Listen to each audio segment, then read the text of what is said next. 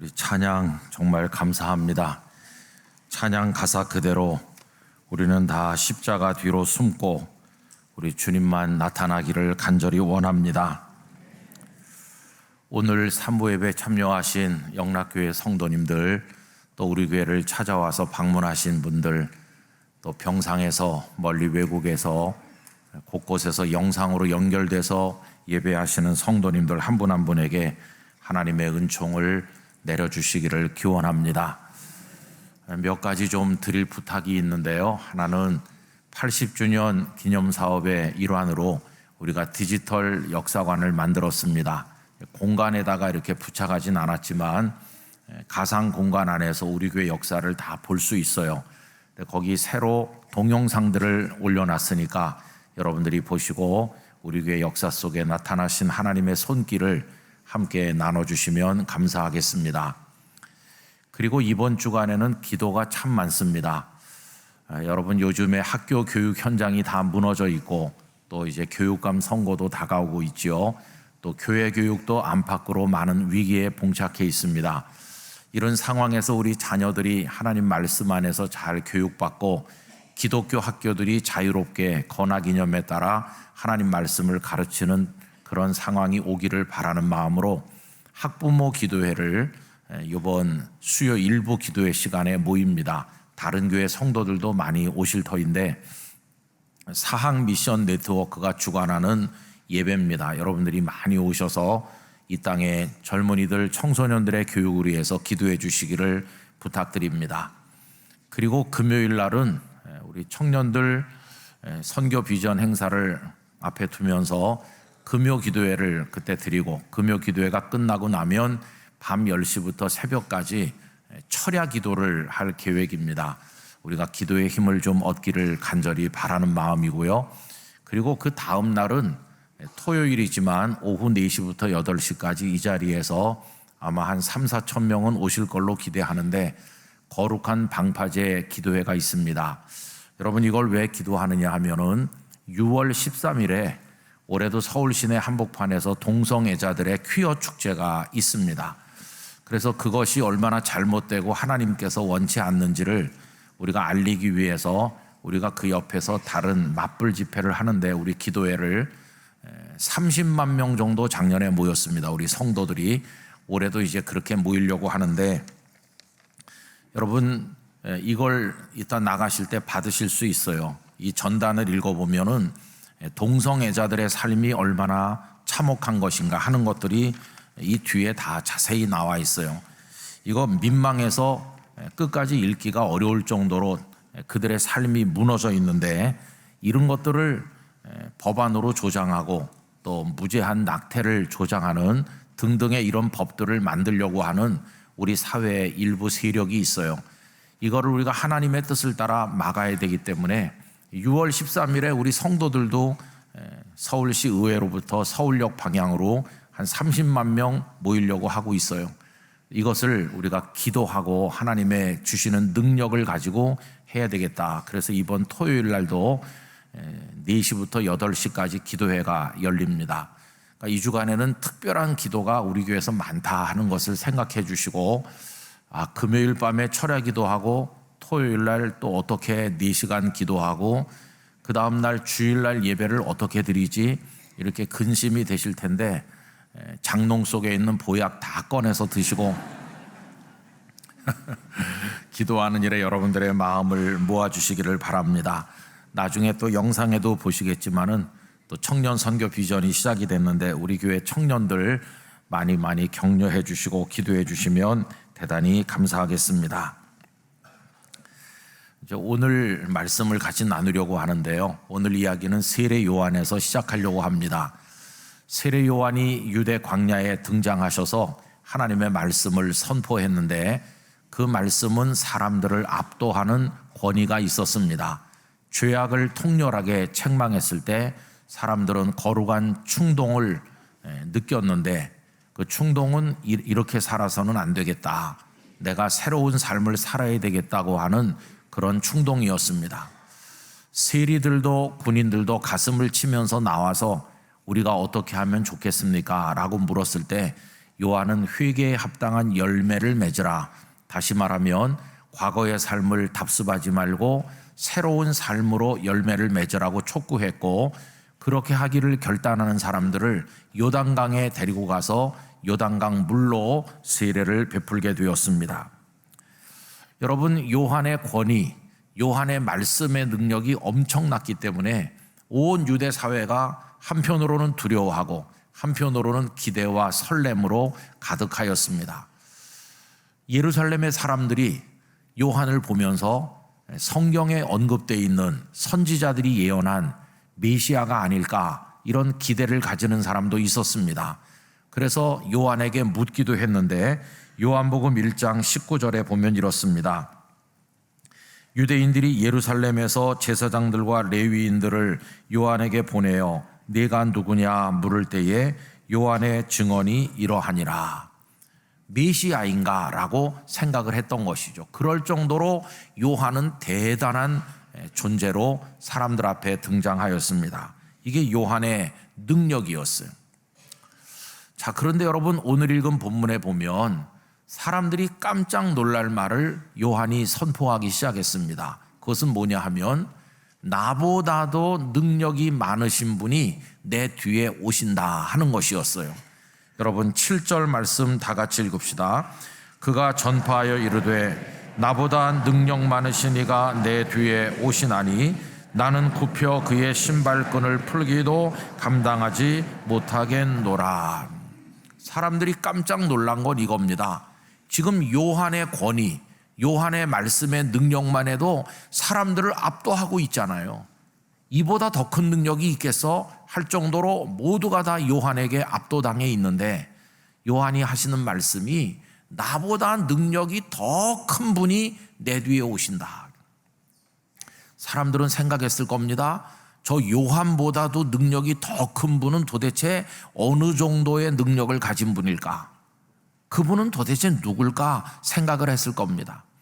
여러분, 요한은 당신 뒤에 오시는 그분의 그 능력과 권위가 요한 자신보다 조금 더 나은 정도가 아니라 아예 비교 불가능하다는 것을 얘기했습니다. 나는 굽혀서 그분의 신발끈을 풀 자격도 없다라는 표현을 통해서 그분하고 나는 비교 자체가 안 되는 절대적으로 다른 존재가 내 뒤에 오신다, 그렇게 이야기를 했던 것이죠. 사람들의 관심은 요한으로부터 요한의 뒤에 오신다는 그분이 누굴까? 그분이 가진 능력은 도대체 어느 정도이길래 요한이 저렇게 말씀하는 것일까? 다들 궁금하게 여겼을 것입니다. 여러분, 우리는 그 요한의 뒤에 오시는 그분이 누구신지를 알고 있습니다. 그분이 누구십니까? 예수 그리스도이십니다. 예수 그리스도야말로 요한의 뒤에 엄청난 능력으로 오시는 분이시고, 그럼 요한은 어떤 존재인가요? 그 예수 그리스도의 길을 준비하는 길잡이일 뿐이었다는 것입니다. 오늘 읽은 본문 가운데서 2절에서 4절을 보세요. 선지자 이사야의 글에 보라, 내가 내 사자를 내 앞에 보내노니 그가 네 길을 준비하리라. 광야에 외치는 자의 소리가 있어 이르되 너희는 주의 길을 준비하라. 그의 오실 길을 곧게 하라. 기록된 것과 같이 세례 요한이 광야에 이르러 죄사함을 받게 하는 회개의 세례를 전파하니라고 했습니다. 이사야 선지자께서 예언한 것처럼 이 요한은 예수님의 길을 준비하는 광야에서 외치는 소리였고, 진짜 주인공은 요한의 뒤에 오시는 예수 그리스도이시다 하는 것을 말씀하고 있는 거죠. 여러분, 요한이 존경스러운 것은 바로 이 대목인데요. 요한은 자신이 그리스도가 아니라는 것을 정확히 알고 있었어요. 사람들이 열광하고 박수를 보내고 다 그 앞에 와서 무릎을 꿇어도 그는 현혹되지 않았어요. 나는 그리스도가 아니야. 내 뒤에 오시는 그분이 이들을 구원할 그리스도이시다 하는 것을 정확히 알았어요. 그래서 아까 말씀드린 것처럼 예루살렘에 사람들이 와서 오실 그이가 당신이냐 하는 뜻으로 물었을 때 요한은 명백하게 나는 아니라고 대답합니다. 요한복음 1장 20절에 보면 요한이 드러내어 말하고 숨기지 아니하니, 드러내어 하는 말이 나는 그리스도가 아니라 한데, 명백하게 나는 아니라고 그랬어요. 여러분, 이게 쉬운 게 아닙니다. 왜냐하면 자기가 그리스도라고 말하는 가짜들이 너무 많았기 때문이에요. 우리가 메시아라는 말도 쓰는데 같은 말이죠. 기름 부음 받은 자라는 뜻인데 우리의 구원자를 말하는 거죠. 그리스도는 헬라어로 말하는 거고 또 메시아라고 말하는 건 히브리어식으로 얘기하는 겁니다. 그런데 가짜가 많았어요. 사도행전에 보면은 드다라는 사람이 등장해서 자기가 그리스도다 이렇게 하니까 400여 명이나 되는 사람들이 그를 따라다녔다. 또 갈릴리 출신의 유다라는 사람도 자기가 그리스도라고 하면서 사람들을 미혹했다. 그런 게 나오거든요. 여러분, 그 당시에 가짜가 많은데 요한이 얼마나 박수를 받고 사람들이 열광했습니까? 은근히 그리스도가 되고 싶은 생각도 있었겠죠. 그러나 요한은 나는 아닙니다. 이렇게 했어요. 근데 여러분 아시나요? 우리 대한민국이 그리스도 보유국이라고 하는 걸 아세요? 우리나라에 그리스도가요 한 50명 있어요. 한 3년 전에 어느 이단을 연구하는 분이 연구한 글에 보니까 우리나라가 그리스도를 많이 보유한 나라예요. 강원도에도 계시고 사방에 많이 있어요. 오늘 저는 여러분들께 말씀드립니다. 저는 그리스도가 아닙니다. 더 분명하게 말씀드립니다. 여러분도 그리스도가 아니에요. 우리는 다 구원받아야 될 죄인일 뿐이지, 세례 요한도 구원받아야 될 죄인이지 남을 구원할 존재가 아니에요. 그는 그것을 분명히 알고 있었어요. 구약 성경에 언급되어 있는 그 그리스도 메시아는 하나님께서 보내시는 하나님의 아들이시지 우리 같은 죄인이 그리스도가 될 수는 없는 것이죠. 요한은 그걸 분명히 말했어요. 내 뒤에 오시는 그분은 나와는 차원이 다른, 그분은 어마어마한 능력으로 다가오시는 우리의 구원자시다. 자, 그럼 여러분 이제 우리의 이야기를 그 예수 그리스도께서 가지신 능력이 뭔가 하는 대로 좀 옮겨볼 필요가 있어요. 도대체 어떤 능력으로 오시길래 요한이 그렇게까지 말했을까요? 예수 그리스도의 능력, 그러면 우리들은 복음서 말씀을 읽었기 때문에 어느 정도 짐작하고 있어요. 우리 예수님께서 아픈 사람도 고치고 그리고 죽은 자도 살리고 그런 일을 하셨잖아요. 우리 이미 그런 걸 좀 알고 있어요. 아닌 게 아니라 예수님께서 요한의 제자들을 통해 요한에게 답하신 내용에도 그게 나옵니다. 이런 일이 있었어요. 시간이 좀 지난 다음에 세례 요한이 감옥에 갇히시게 됐는데 그 이유는 헤롯 안티파스가 자기 남동생의 아내니까 제수죠. 제수인 헤로디아와 결혼하는 일이 벌어졌습니다. 아니, 어떻게 시아주버니가 제수와 결혼합니까? 이런 불륜한 결혼을 요한이 통렬하게 신랄하게 비판했어요. 그랬더니 이 헤롯이 요한을 마케루스 성체에 있는 감옥에 가둔 겁니다. 그렇게 또 시간이 지났어요. 고생을 많이 하고 있는데 어느 날 요한이 제자들을 불러서 예수님께 가서 다음과 같이 물어라 하고 시켰어요. 그 질문의 내용이 이겁니다. 오실 그분이 당신이 맞으신가요? 이렇게 묻게 했어요. 오실 그분, 당신이 그리스도가 맞습니까? 그런 질문이었어요. 여러분, 이 질문은 참 어처구니 없는 질문이죠. 왜냐하면 요한 자신이 본인의 입으로 내 뒤에 오시는 이분이 당신들의 구주, 당신들의 그리스도라고 선포하지 않았습니까? 본인이 선포했던 그분에게 이분이 맞나? 이런 의심 가득한 질문을 제자들을 통해서 하게 했으니 참 어이가 없는 거죠. 아니, 그럼 요한이 어떻게 이런 이상한 질문을 했을까요? 생각해 보건대 그가 많이 연약해졌기 때문일 것이다. 그도 어쩔 수 없는 사람이다. 감옥에 갇혀서 기대했겠죠. 예수 그분이 바로 그리스도시니까 나를 이 감옥에서 건져주지 않겠나.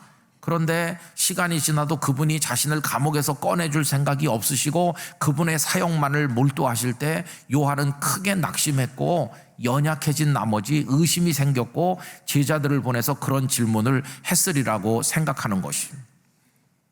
자, 이래서 제자들이 와서 예수님께 그 질문을 했을 때 예수님께서 요한의 제자들에게 하신 답이 있습니다. 그게 마태복음 11장 4절 5절인데요. 4절을 읽으면 이렇습니다. 예수께서 대답하여 이르시되 너희가 가서 듣고 보는 것을 요한에게 알리되, 너희들이 보고 듣는 대로 요한에게 말해주라는 거예요. 그럼 예수님을 따라다니면서 예수님이 하시는 일, 일어나는 일들을 그들이 보았을 거 아니겠어요? 들었을 거 아니겠어요? 그럼 예수님은 무슨 일을 하면서 다니셨나요? 그 다음에 5절 보면 바로 그게 능력이죠. 우리가 생각하는 맹인이 보며 못 걷는 사람이 걸으며 나병 환자가 깨끗함을 받으며 못 듣는 자가 들으며 죽은 자가 살아나며 가난한 자에게 복음이 전파된다 하라. 예수님께서 그런 일들을 하신 거예요. 여러분, 보지 못하던 사람이 보고 듣지 못하던 사람이 듣고 걷지 못하던 사람이 걷고 나병 환자가 고침받고 죽은 자가 살아나고 가난한 자에게 복음이 전파된다. 엄청난 능력이잖아요. 내가 지금 그런 일을 하고 있다고 너희 선생인 요한에게 가서 말을 해주라 하는 것입니다.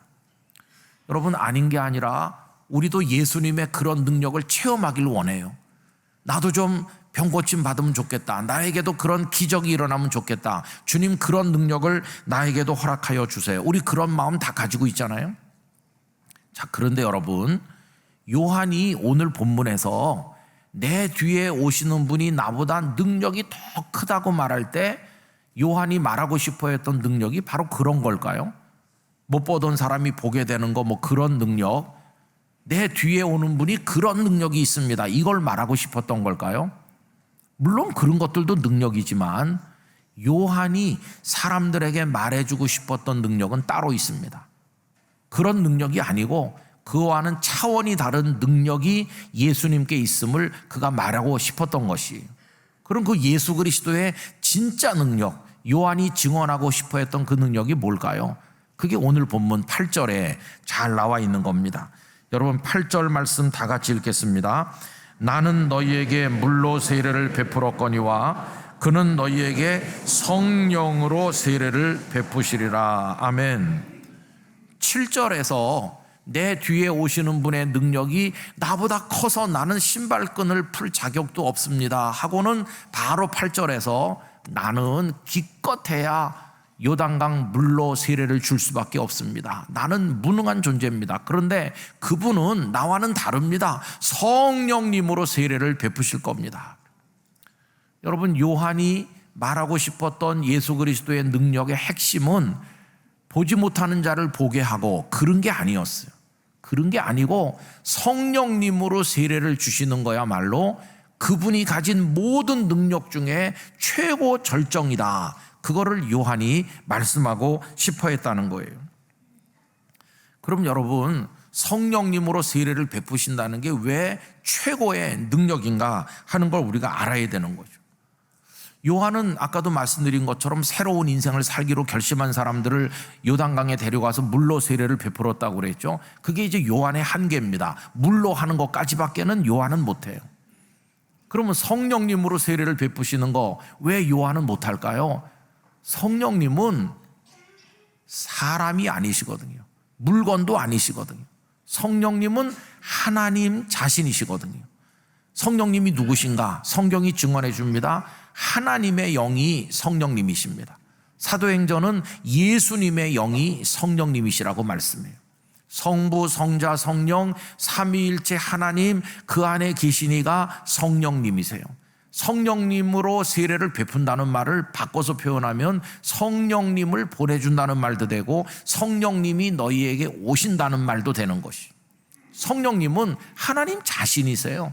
그런데 한 인간 요한이 어떻게 하나님을 불러다가 사람에게 세례를 줄 수 있습니까? 그건 불가능한 거죠. 그거는 하나님이 당신 자신을 직접 우리에게 주시기 전에는, 당신 자신이 우리에게 오시기 전에는 그건 불가능한 것이죠. 여기 지금 요한이 나는 물로 세례를 베풀지만 내 뒤에 오시는 분은 성령으로 세례를 베푸신다, 이 말은 다른 말로 바꿔 말하면 나는 인간에 불과하지만 내 뒤에 오시는 그분은 하나님이시다, 그거를 이렇게 표현한 것이. 그러니 신발끈을 풀 자격도 없는 거죠. 그분은 하나님 자신이시고 내 뒤에 오시는 분은 바로 그분이 사람 몸을 입고 오시는 거고 나는 인간에 불과하다, 나도 그분의 은혜를 입어서 구원받아야 될 죄인에 불과하다. 요한은 그 얘기를 하는 것이죠.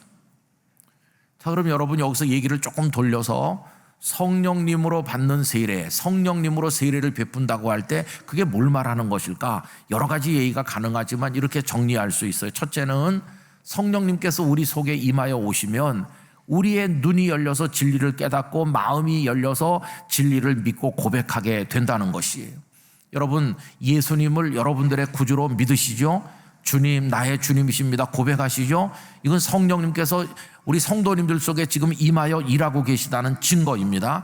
그걸 보여주는 말씀이 고린도전서 12장 3절인데 우리 다 같이 읽도록 하겠습니다.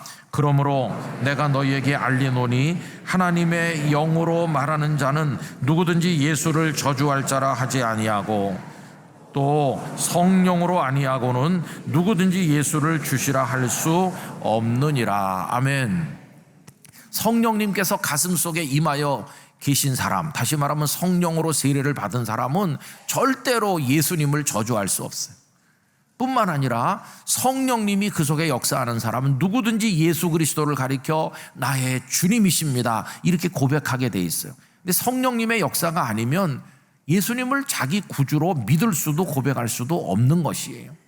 지금 여러분들 속에 성령님이 계시기 때문에 예수님을 주님이라고 고백하시게 되는 것이에요. 이 얼마나 놀라운 은혜입니까? 그렇죠? 이거를 종교개혁자 칼빈은 기독교 강요라는 그 책 속에서 성령님의 효과적 적용, 이런 이상한 표현으로 말했는데 아주 간단한 것이에요. 성령님의 효과적 적용은 이런 겁니다.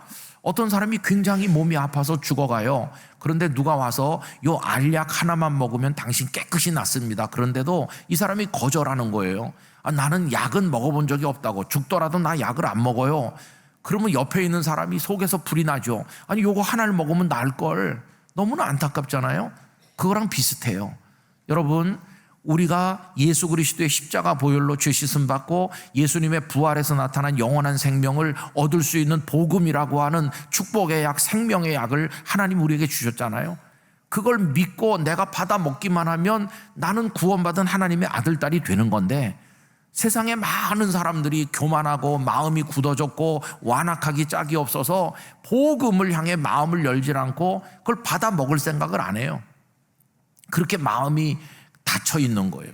그런데 성령님께서 그 사람 속에 들어가셔서 그의 우둔한 영혼 속에 등불을 밝혀주시고 그의 무지한 영혼을 깨워주시면서 그의 마음을 열어주시고 자기가 얼마나 희망 없는 죄인인지 알게 하시면서 이 예수 그리스도의 십자가와 부활의 복음, 그 능력을 알도록 만들어주시면 어느 날 이 사람이 자기도 모르는 사이에 마음이 열려서 예수님을 나의 구주이십니다라고 고백하게 된다는 것이에요. 이게 성령님께서 하시는 일인데 그 약을 받아 먹게 하시는 역할, 그게 성령님이 하시는 일이다. 그걸 성령님의 효과적 적용이라고 표현한 것이에요. 여러분, 하나님께 감사하시기 바랍니다. 예수님을 여러분의 구주로 고백하시도록 성령께서 내 안에 역사해 주시는구나, 이거에 대해서 감사하시고 하나님께 영광을 돌리시기를 바라는 것이에요. 그걸 통과한 사람은 다 구원받은 하나님의 아들, 딸이 되는 것이에요. 예수님을 구주로 고백하니까. 근데 이제 그게 끝이 아니에요. 성령님은 거기서 멈추지 않으시고 우리에게 엄청난 능력을 주셔서 사단과의 영적 전쟁에서 승리하도록 만들어 주시는 데까지 우리를 이끌어 올리시는 것이에요. 그게 사도행전 2장의 오순절 그 다락방에 성령이 임한 사건입니다. 그때 베드로를 비롯한 거기 모인 성도들이 다 능력을 입었어요. 그 모습을 성령으로 충만하다, 이렇게 표현했어요.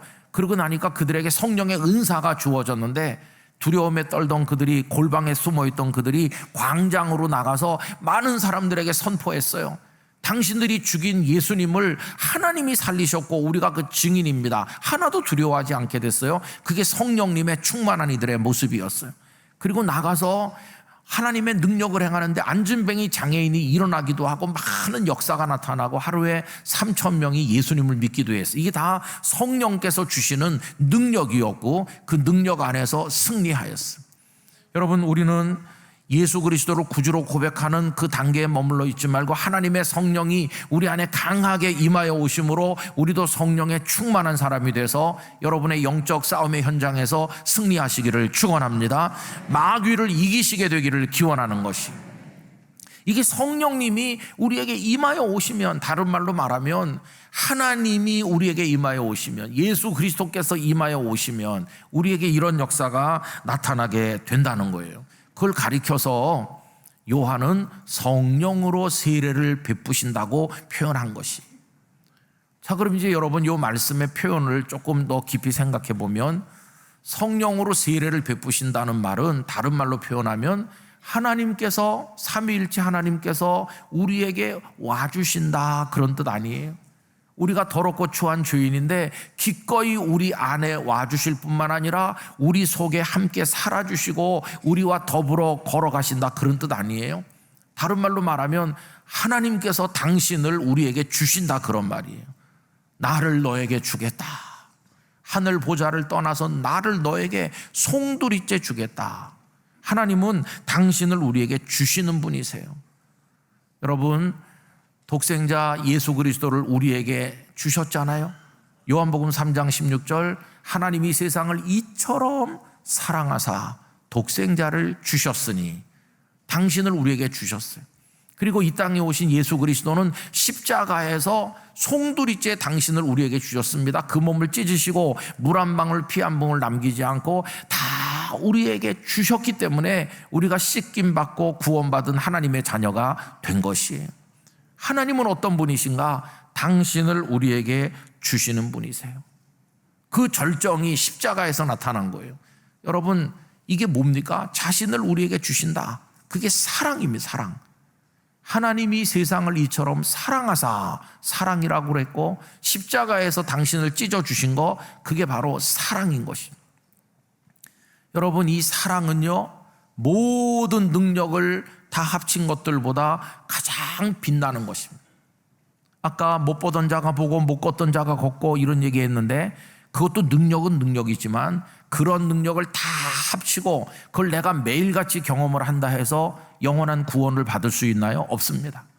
보지 못하던 사람이 본다고 영생을 얻나요? 아닙니다. 그건 그냥 이 땅에서 잠깐 사는 동안에 눈을 뜨는 것에 불과하죠. 그런데 십자가에서 예수님이 송두리째 우리에게 주신 그 사랑을 경험하지 않으면 우리는 영원한 생명의 구원을 얻지 못하는 겁니다. 그러니 그 능력들을 다 합쳐도 당신을 송두리째 주신 십자가의 사랑에 비하면 아무것도 아니에요. 그래서 여러분, 그 십자가에서 당신을 주신 거기에 오면 이 능력이 사랑으로 승화되는 것을 알 수 있어요. 모든 능력 중에 최고봉의 능력이 뭔가? 당신을 우리에게 주신 사랑, 그게 바로 모든 능력 중에 최고의 능력이에요. 그래서 지금 세례 요한은 사람들에게 내 뒤에 오시는 분이 능력이 크시다, 그 능력으로 말하자면 너희들에게 성령으로 세례를 베푸시는 것이다, 다른 말로 말하면 당신을 너희들에게 주시는 사랑이다, 그게 그분이 가져오는 최고의 능력이다. 그게 어디서 나타났습니까? 십자가에서 나타난 것이.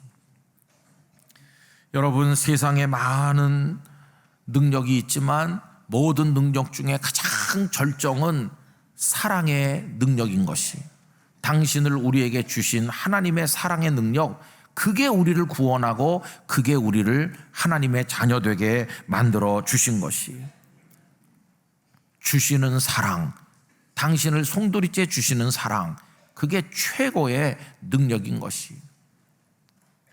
여러분, 우리는 어떻습니까?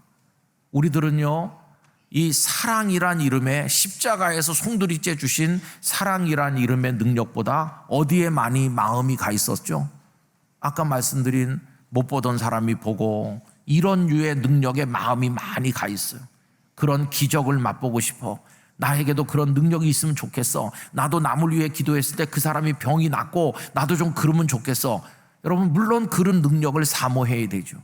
그러나 그런 걸 다 합쳐도 십자가에서 모든 걸 주셔서 우리를 구원하시는 그 사랑이라는 이름의 능력에 비하면 그건 아무것도 아니에요. 아까 말씀드린 그런 능력만을 선호하고 거기에만 마음을 빼앗기다 보면은 자칫 기복주의 신앙으로, 내 욕망을 채우는 신앙으로 전락할 수 있어요. 그러나 예수 그리스도께서 모든 걸 주시는 그 최고의 사랑이라는 능력을 우리가 넘어서게 될 때 우리는 진짜 복음의 한복판에 복음의 능력에 도달하게 되는 것이. 그런데 우리는 그동안 어떤 기적을 경험하는 거, 내가 잘 되는 거, 내 배를 불리는 거, 받아서 먹는 거, 내가 누리는 거, 그런 데는 관심이 많지만 예수 그리스도께서 우리에게 다 주시는 사랑, 그런 능력에는 잘 알지 못했어요. 우리는 받는 능력은 있는데 주는 능력이 없어요. 지난 금요기도에 나와서 같이 기도하는데 하나님께서 제 마음을 강하게 감동하시는 거예요. 그 기도 중에 큰 감동을 받았어요. 그건 질문으로 다가왔습니다. 너는 나한테 뭘 주냐?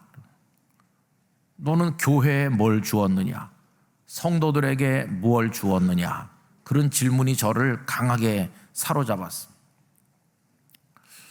여러분, 제가요 전도사 막 시작할 때는 몸무게가 70kg 조금 넘었어요. 70에서 75 사이. 안 믿으시겠지만 그런 때가 있었습니다. 그래가지고 전도사 몇 년 하다가 목사가 돼가지고 오늘까지 살았잖아요. 장로님 기도하신 대로 이제 저도 은퇴가 멀지 않았어요. 제 후임 목사님을 모시기 위해서 기도 많이 해주시기 바래요. 그럼 이제 와서 몇십 년을 살고 가만히 보니까 나는 부산에 있을 때 그 성도들에게 뭘 드렸나, 거기 교회에 뭘 드렸나, 영락교회 와서 뭘 드리고 있나, 내가 주는 게 뭘까, 그런 질문을 하나님이 하시는 거예요. 참 부끄럽기 짝이 없어요. 왜냐하면 70 몇 킬로짜리였던 제가 이 모습이 됐잖아요. 이게 왜 그렇습니까? 계속 받아 먹어서 그런 거예요. 주님께서 주시는 거 받아 먹어서, 성도들이 주시는 거 다 받아 먹어서, 저는 받는 능력이 아주 뛰어난 사람이에요. 그런데 주는 능력이 없어요. 그러면서 부끄러움도 느꼈어요. 이제 살아야 얼마나 살겠냐? 앞으로 살 날이 살아온 날보다 짧겠죠, 당연히. 그러면 주님은 나에게 십자가에서 다 주시는데 물 한 방울 피 한 방울 남김없이 그 사랑의 능력 때문에 우리가 살았는데, 나는 평생 그냥 주님께 받기만 하고, 교회에서 받기만 하고, 성도들에게 받기만 하고, 이웃에게 받기만 하고, 나는 받아서 배만 부르고 이렇게 되다가 그냥 가는 건가 생각해 보니까 참 하나님 앞에 죄송하더라. 그래서 이제 주님의 그 주시는 능력, 주시는 사랑, 그게 최고의 능력이라면 우리 성도들이 그걸 연습해야 되겠다. 그걸 행동해 봐야 되겠다. 나도 그렇게 해야 되겠다.